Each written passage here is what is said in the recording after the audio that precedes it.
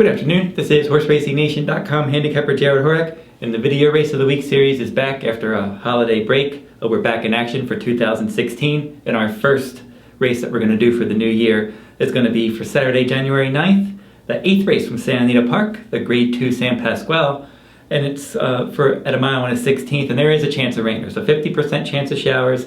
It's been unsettled weather in Southern California. There's a chance that we could have a wet track here. We'll have to see how that plays out. But regardless, 8-horse field, starting with number 1, Alpha Bird. Alpha Bird's probably going to show speed from the inside. He seems a bit outclassed here. He was 8th, beaten 34 lengths in the 2015 San Antonio, but he will show speed from that inside post, and they'll probably just try to go to the front and wire the field, but I doubt he's going to be able to hang in there.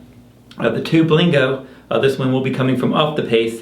Actually won the Grade 2 San Antonio back in 2014, and he only raced 2 times in 2015. He finished 5th and 9th in those 2 starts.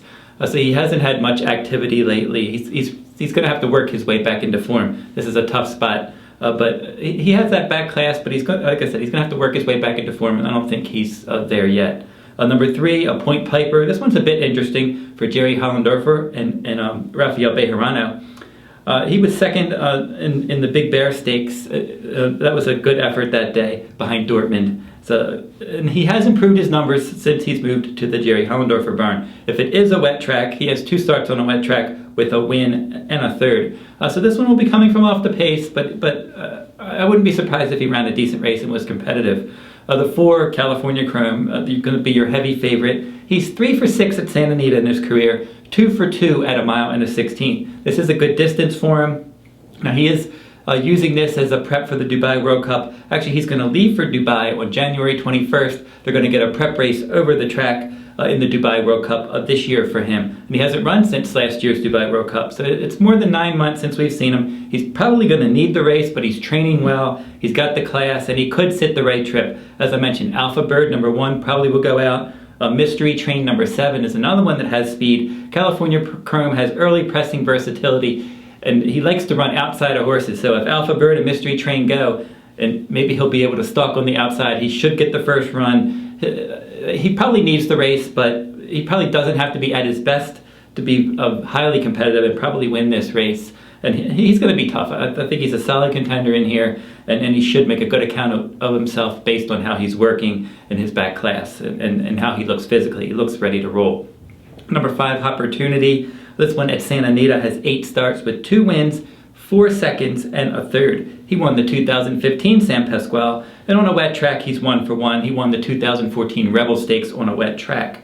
He likes to finish second more than anything. He's finished second in his last few starts against Stakes Company, and he'll be coming from off the pace under Martin Garcia, and he's very consistent, and I wouldn't be surprised if he cracked the top 3. Number 6, Hard Aces.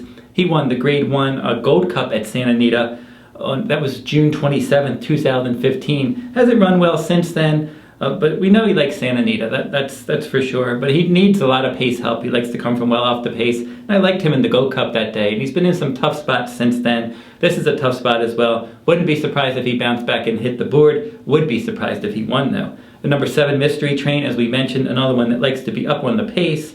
3 starts at Santa Anita. He's never hit the board, but he does like a wet track.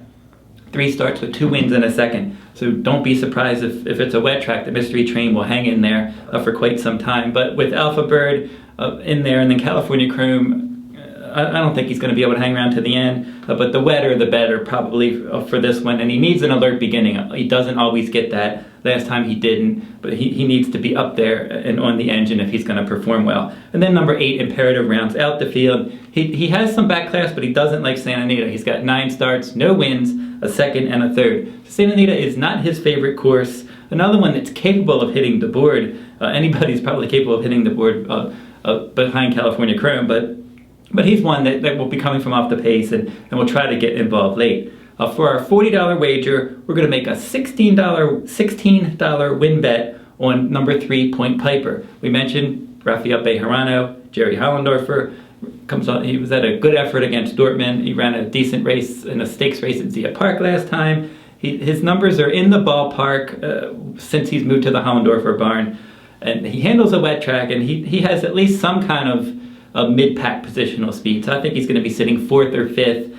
And if for whatever reason California Chrome he's short, Point Piper could be your upsetter. So we will make a $16 win wager on him. And we're going to play 2 trifectas.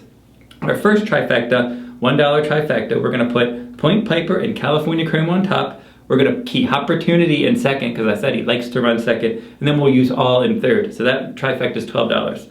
Our next $1 trifecta, in this one we're going to put California Chrome and Hoppertunity on the top position. We're going to use all in second, and then we're going to use Point Piper in third. I think there's a good chance, as I said, that he can at least run a quality race here, and maybe if he doesn't win, hopefully he can hit the board. So those total wagers will be $40, the $16 win wager, the 2 $12 trifectas. Well, that'll wrap up this week's video. As I said, we're back in full swing again for 2016. So next week we're going to have another stakes race from around the country. Until then, good luck at the races.